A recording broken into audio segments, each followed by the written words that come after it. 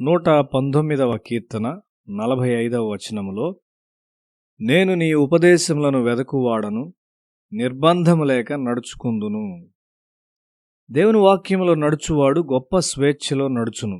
ఈ సత్యాన్ని దావీదు కనుగొన్నాడు. దేవుని యొక్క సత్యములో తనను తాను స్థిరపరచుకొనుటకు ప్రయత్నించువాడు ఒక స్వేచ్ఛగల మనిషిగా తయారవుతాడు. నీవు ఉన్నత స్థితికి ఎత్తబడతావు. నీ కార్యాలయంలో నీవు తక్కువ స్థాయి ఉద్యోగిగా ఉండవచ్చును గాని ఒక దినాన నీ ఆలోచనలు కార్యాలయాన్ని పరిపాలిస్తాయి. ఐగుప్తు చెరసాల్లో ఒక పేద హెబ్రీయునిగా కనిపించినవాడు ఐగుప్తు దేశమంతటినీ పాలించు సామర్థ్యమును కలిగి ఉండునని ఎవ్వరికీ తెలియదు. ఎందుకనగా అతని జీవితము దేవుని విధులలో స్థిరపరచబడినది. నీ జీవితము దేవుని యొక్క విధుల్లో స్థిరపరచబడి ఉన్నదా? దేవుని యొక్క విధుల్లో నీవు స్థిరపరచబడినప్పుడు సమాజములో నీ స్థానమును గూర్చి నీవు భయపడవద్దు. ఆయన విధులలో నీవు స్థిరపరచబడినంత వరకు దేవుడు నిన్ను ఎవరికీ తెలియకుండా కాపాడును. తరువాత ఆయన నిన్ను బయటకు తెచ్చును. నీ తలంపులు పరిపాలిస్తాయి. ఎందుకనగా అవి నీ తలంపులుగా కాకుండా ఆయన తలంపులై ఉండుట వలన. నెబుకద్నెజరు అతని కుమారుడు నశించిపోయారు గాని దేవుని సత్యములో తనను తాను స్థిరపరచుకున్న యవనస్తుడు రాజ్యాన్ని పాలించాడు. దేవుని యొక్క సత్యములో స్థిరపరచబడుచున్నట్లయితే నీ ఒక స్వేచ్ఛగల మనిషిగా ఉంటావు. దేవుని యొక్క వెలుగు ప్రకారము నీ మనస్సు పనిచేస్తుంది.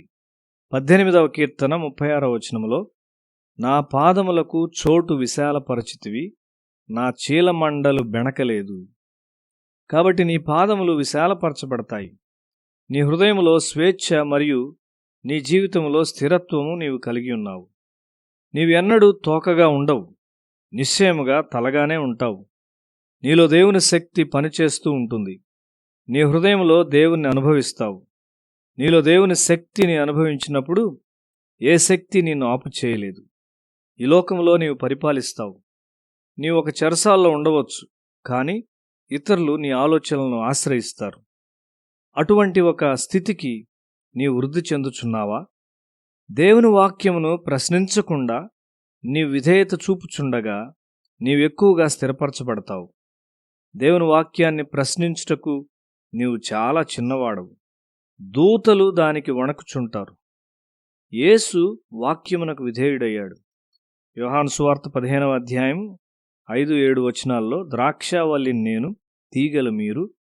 ఎవడు నాయందు నిలిచియుండునో నేను ఎవనియందు నిలిచియుందునో వాడు బహుగా ఫలించును. నాకు వేరుగా ఉండి మీరేమీ చేయలేరు. నాయందు మీరును మీ యందు నా మాటలను నిలిచియుండిన ఎడల మీకేది ఇష్టమో అడుగుడి, అది మీకు అనుగ్రహింపబడును.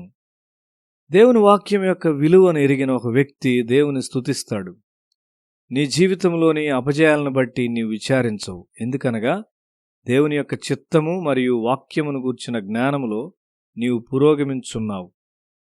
నీవు ఉన్న చోటున నిలిచి ఉండవద్దు. దేవుని వాక్యం పట్ల ఎల్లప్పుడూ ఒక దీనమైన విశ్వాసముతో ముందుకు వెళుచుండవలసి ఉన్నావు. నీ మీద తీర్పు తీర్చు ప్రతి నాలుకను నీవు గద్దిస్తావు. దీనముగా మరియు నమ్మకముగా ఉండి నిన్ను నీవు మరియు ఇతరులను సరిచేయుచుండుము. దేవుని వాక్యము నీకు ప్రియమైనదిగా ఉన్నదా? అప్పుడు నీవు భయపడిన అవసరం లేదు. నీవు ఒక జయించువానిగా, గెలుచుండువానిగా ఉంటావు. బంగారము నీ మనస్సును ఒక ఉన్నతమైన మనస్సుగా చేయలేదు గాని దేవుని వాక్యము చేయగలదు. లోకము ఇవ్వలేని స్వేచ్ఛను దేవుడు మనకిస్తున్నాడు. నీవు నెట్టివేయబడిన వానివి కావచ్చు, అయితే నీ జ్ఞానం కొరకు వారు నిన్ను సంప్రదిస్తారు. నీవు సరైన సమయంలో ప్రజలను హెచ్చరించుటకు దేవుడు నీకు జ్ఞానము గల నోటిని మరియు ప్రేమించు వాక్యాన్ని ఇస్తాడు. దేవుడు నీ హృదయ ఏకైక పాలకునిగాను ప్రభువుగాను ఉన్నాడను గ్రహింపుతో ఉండుము. దేవుని యొక్క స్వేచ్ఛలో బాగ్గా స్థిరపరచబడిన ఒక దేవుని బిడ్డ సంపూర్ణముగా దేవునితో నిండియుండును. నీ హృదయంలో దేవుణ్ణి అనుభవిస్తున్నావా? దేవుని స్వరము నీకు బోధించుండగా ఆనందము, ఆదరణ నీవు అనుభవిస్తూ ఉన్నావా?